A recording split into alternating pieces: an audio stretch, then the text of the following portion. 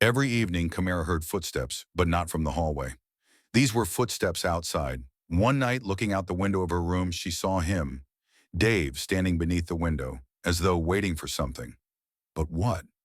What was he hiding? Kamara couldn't shake the feeling that something was wrong with him, and when he came to her room, she realized nothing before mattered anymore. He knew her secret, and his face was filled with nothing but certainty.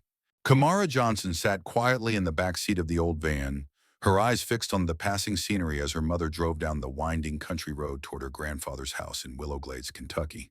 The air outside was thick with the scent of pine and damp earth, a stark contrast to the concrete jungle she had grown used to. The trip felt long, and the anticipation gnawed at her. She was not excited. Nothing about this felt right. Since her parents' divorce, everything had been out of balance. The familiarity of her old life had been replaced with uncertainty. Her mother had found a new job, but it required her to relocate, leaving Kamara no choice but to spend some time with her grandfather. Kamara had been quiet about it, not wanting to burden her mother further. It wasn't that she didn't love her grandfather, but the situation felt alien. She hadn't visited him in years, and now, with the weight of her parents' split hanging over her, it only felt more uncomfortable.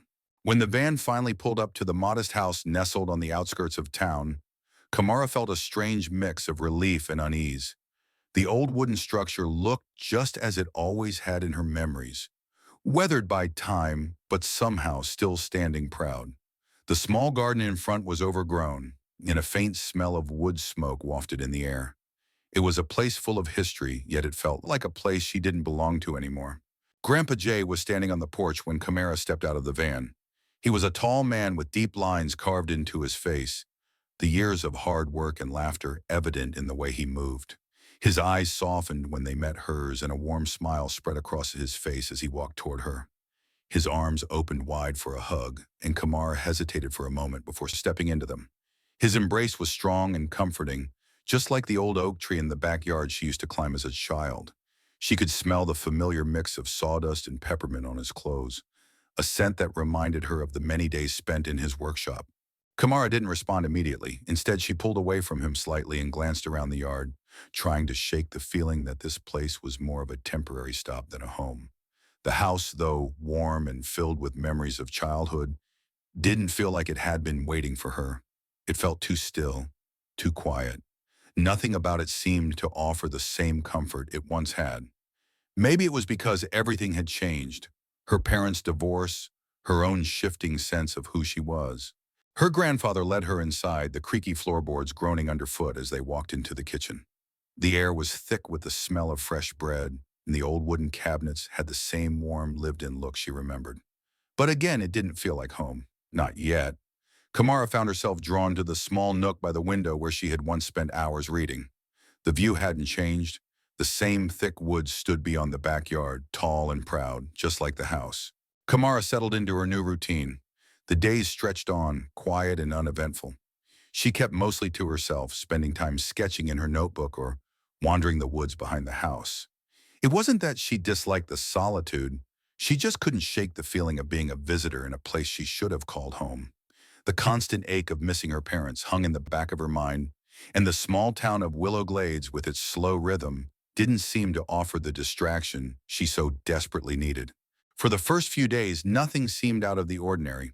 Grandpa Jay kept to his routine, spending his mornings in the workshop and his afternoons in the garden.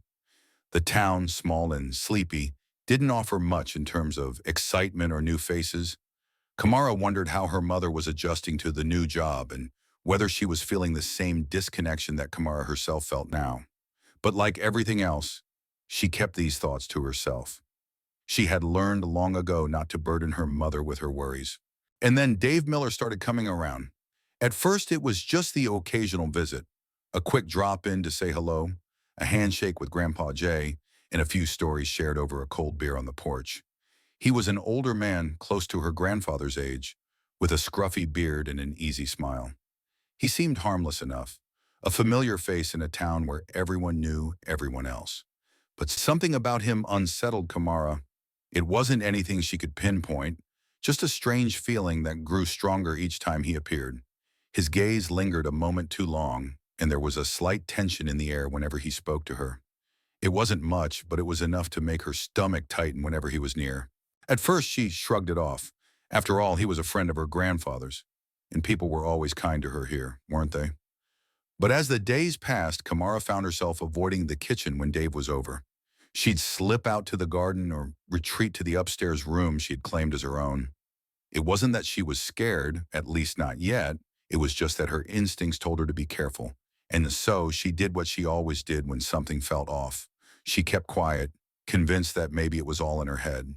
A few days after Kamara's arrival, she began to notice that Dave Miller, the neighbor, started coming around more frequently.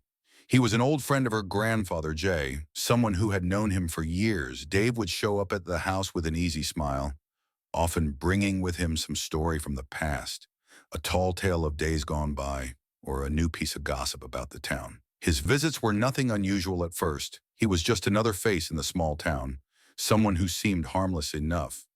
Kamara had seen him around before, but now it felt like he was always there. She didn't quite understand why, but she began to feel a subtle discomfort every time Dave walked into the house. It wasn't that he was rude or overtly inappropriate. It was more the way he behaved, a little too comfortable for someone who was supposed to be just a guest. His presence lingered in a way that made Kamara uneasy. He was always too eager to talk to her, smiling too widely and always managing to find a reason to touch her. On the shoulder, a light pat on the back, a casual brush of his hand against her arm. It was subtle at first, but over time, Kamara began to notice the pattern. She tried to brush it off, telling herself that maybe she was just being paranoid.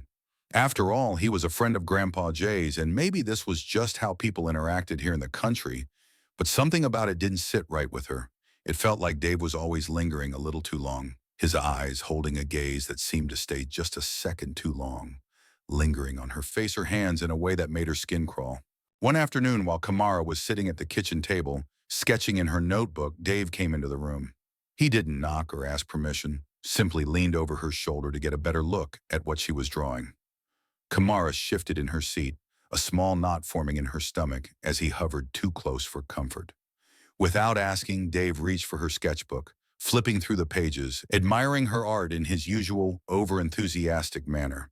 He praised her talent, saying she was going to be a great artist one day, but Kamara could barely focus on his words. Her mind was fixated on the way his hand lingered near hers when he flipped the pages.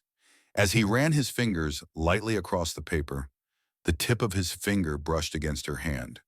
A chill ran down Kamara's spine, and she instinctively pulled her hand back, tightening her grip on the edge of the table. She couldn't explain it, but the moment his touch grazed her skin, she felt an unsettling coldness spread through her. It wasn't that his touch was rough or harsh. It was the way he did it, the way he seemed to linger, the way his eyes didn't leave her face. Kamara tried to dismiss it, telling herself that maybe she was being overly sensitive, but the discomfort lingered, hanging in the air like a thick fog. She couldn't shake the feeling that there was something off about Dave, something that wasn't immediately visible on the surface but was there nonetheless, hiding just beneath his friendly demeanor.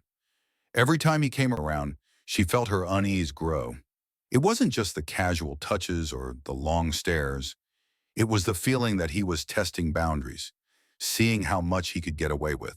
As the days went on, Dave's visits became more frequent. He would often drop by, lingering for hours, telling long-winded stories about his youth, or about how he'd fixed something around the house for Grandpa Jay. Kamara would listen, but her thoughts were always elsewhere, never fully able to concentrate on what he was saying. Her eyes would drift to the window, her mind running in circles, trying to push away the feelings that seemed to grow stronger each time he was around. One evening after dinner, Dave stayed a little longer than usual. He sat at the kitchen table with Grandpa Jay, talking about old times, and Kamara couldn't help but feel her stomach churn. It wasn't that she felt directly threatened yet, but there was something about the way he acted, the way he looked at her, that unsettled her. She could feel his eyes on her, even when he wasn't speaking to her, and she began to avoid his gaze, hoping that if she didn't make eye contact, maybe he would stop. But he never did. Kamara spent the next few days trying to push her growing discomfort aside. She kept herself busy with her sketch. She had no idea how to explain the way she felt.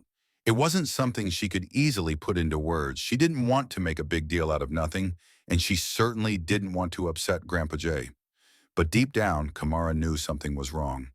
She just didn't know what to do about it. Every morning, Kamara woke up with a sense of unease.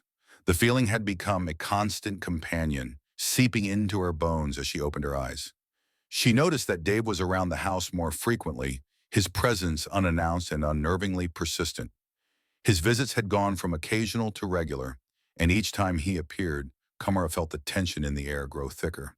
He would stand just a little too close, look at her just a moment too long. It wasn't the kind of attention that made her feel seen. It was the kind that made her feel exposed, like an object under a magnifying glass. Her eyes seemed to linger on her, his gaze following her every move, and every time Kamara caught him watching her, a cold knot formed in her stomach. She couldn't explain why, but the more Dave showed up, the more uncomfortable she became. It wasn't that he was doing anything overtly wrong. It was the subtlety of it all, the way he made her feel like she couldn't escape his attention. It was a feeling she couldn't shake, and it made her more on edge with every passing day.